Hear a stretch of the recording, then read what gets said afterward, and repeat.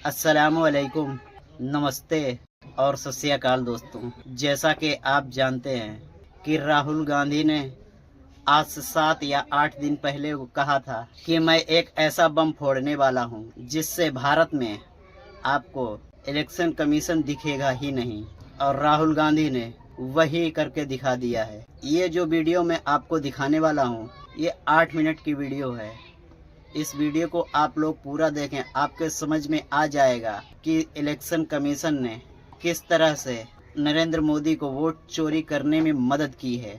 तो आपसे गुजारिश है कि वीडियो में आखिर तक बने रहें। नमस्कार, मैं राजनीतिक परिवार में पैदा हुआ। जब मैं छोटा सा था 1980 में प्रियंका और मैं घर में लेई बनाते थे, रात को निकलकर पोस्टर चिपकाते थे। चुनाव समझता हूं, 20 साल से मैं स्वयं चुनाव लड़ रहा हूं। पोलिंग कैसे होती है, पोलिंग बूथ कैसे मैनेज किया जाता है, वोटर लिस्ट, फॉर्म 17, ये सब मैं गहराई से समझता हूं। कुछ समय पहले हमें दाल में काला लगा। चुनाव के नतीजे आते थे, मूड एक तरीके का होता था, रिजल्ट दूसरे तरीके का। मुझे याद है उत्तराखंड में हम चुनाव हारे। बाद में मैंने कैंडिडेट से पूछा कि जहां रोड शो हुआ था वहां जाके देखिए हमें कितने वोट मिले। हजारों लोग आए थे, पोलिंग बूथ में किसी ने वोट नहीं किया। यह असंभव था, यह हो ही नहीं सकता। उसके बाद छत्तीसगढ़ और मध्य प्रदेश के रिजल्ट, हमें लगा कुछ ना कुछ गलत हो रहा है। 2018 में मध्य प्रदेश में चुनाव होता है, हम जीतते हैं, हमारी सरकार चोरी हुई थी। 2023 में चुनाव होता है, मैंने अपने आंखों से भारत जोड़ो यात्रा में देखा, भयंकर एंटी इनकम्बेंसी, और हमें 65 सीट मिलते हैं। इम्पॉसिबल, हो ही नहीं सकता। और फिर महाराष्ट्र में पहली बार हमें सबूत मिला, विधानसभा और लोकसभा के बीच में जादू से नए वोटर आते हैं, और जहां भी इन नए वोटर्स ने वोट किया वहां वोट बीजेपी को गया। महाराष्ट्र चुनाव के बाद जब हमें डाउट हुआ, हमारे गठबंधन के सारे नेताओं ने प्रेस कॉन्फ्रेंस किए और हमने इलेक्शन कमीशन से कहा कि आप हमें वोटर लिस्ट दीजिए, वीडियो रिकॉर्डिंग दीजिए। इलेक्शन कमीशन ने मना किया, ना उन्होंने हमें वोटर लिस्ट दी और ना उन्होंने वीडियो रिकॉर्डिंग दी। डाउट हुआ, क्यों नहीं दे रहे, क्या कारण है? तो हमारे दिमाग में सवाल उठा, क्या इलेक्शन कमीशन बीजेपी की मदद कर रहा है? क्या इलेक्शन कमीशन ही इलेक्शन को चोरी करवा रहा है? इसके बाद हमने एक टीम सेटअप की और हमने उन्हें कहा कि आप जाइए, एक कंस्टिट्यूएंसी में जाके ढूंढिए, सच्चाई ढूंढिए, किस प्रकार से चीटिंग की जा रही है, किस प्रकार से यह काम किया जा रहा है और कौन कौन इस काम को कर रहे हैं। सबसे महत्वपूर्ण बात यह है कि इलेक्शन कमीशन डिजिटल डेटा नहीं देता है, फिजिकल डेटा देता है। मतलब लाखों कागज में वोटर लिस्ट दे देगा, मगर डिजिटल वोटर लिस्ट किसी को कभी नहीं देता है। क्यों नहीं देता? कारण क्या है? कारण है कि अगर डिजिटल डेटा मिल जाए तो इलेक्शन कमीशन की सच्चाई पूरे देश को पता लग जाएगी। हमने टीम को बताया, मैंडेट दी कि आप जाके चेक कीजिए, आप 5-7 सीटों पे पता लगाइए कि चीटिंग हुई, और अगर हुई तो कैसे हुई। टीम ने हमें एक दिन बताया कि 5-7 सीटों पे काम किया ही नहीं जा सकता। क्यों? मैंने उनसे पूछा क्यों नहीं किया जा सकता। उन्होंने मुझे ये कागज दिखाए। ये जो कागज हैं, ये एक लोकसभा के कागज नहीं है, ये एक विधानसभा के कागज है, और इन कागजों को हमने मैन्युअली सॉर्ट करना पड़ा। और पूरा का पूरा काम जो हुआ है, इसमें 6 महीने लगे हैं, और एक असेंबली सीट में हम ये काम कर पाए हैं। क्यों? क्योंकि डिजिटल डेटा नहीं दिया जाता। अगर इलेक्शन कमीशन ने हमें डिजिटल डेटा दिया होता तो हम ये कार्रवाई पूरे देश में, हर लोकसभा में, हर विधानसभा में 15 मिनट में करके दिखा देते। हमारे पास अनलिमिटेड रिसोर्सेज नहीं है, इसलिए हमने ये रिसर्च सिर्फ एक लोकसभा में, एक विधानसभा सीट में की। मगर मुझ में अब पूरा भरोसा है कि ऐसी 100 से ज्यादा सीटें हैं हिंदुस्तान में। जो यहां हुआ है उन सीटों में भी हुआ है।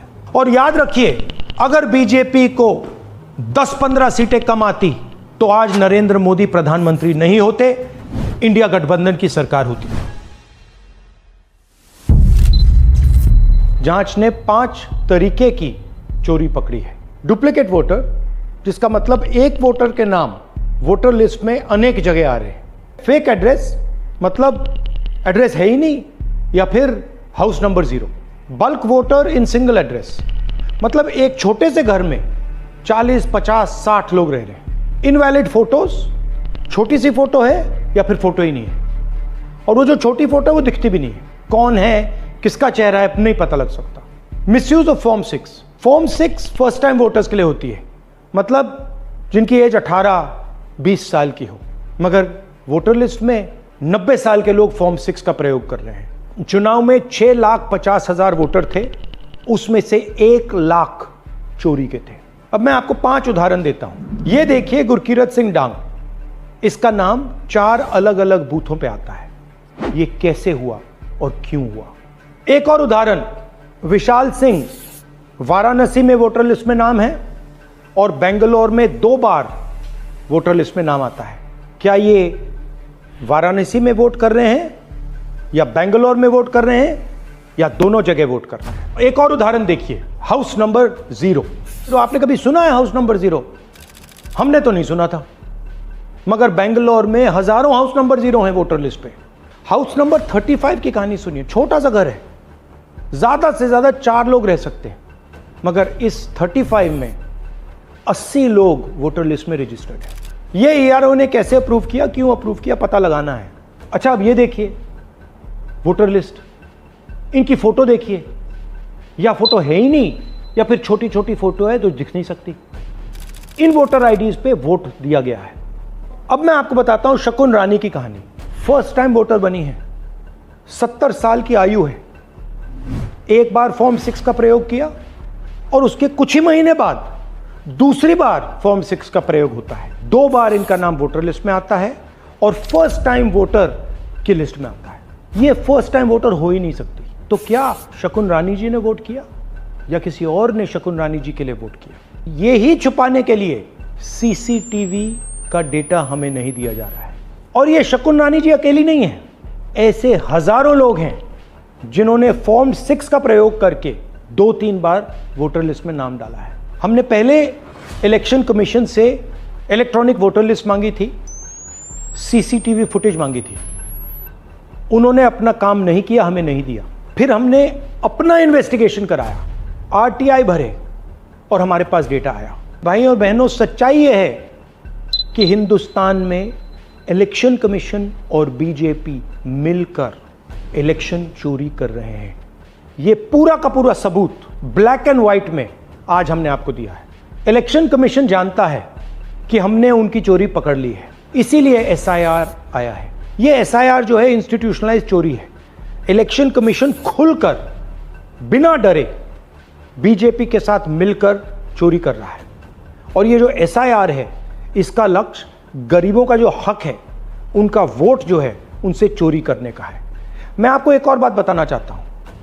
इस पूरी इन्वेस्टिगेशन में हमने वोटर एडिशन को देखा है, मगर जितना एडिशन होता है शायद उससे ज्यादा डिलीशन होता है, सबट्रैक्शन होता है।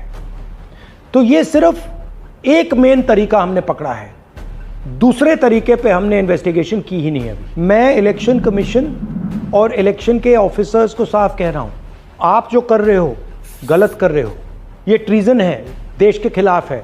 ये मत भूलिए, टाइम आएगा हम आपको पकड़ेंगे, बचने वाले नहीं हो।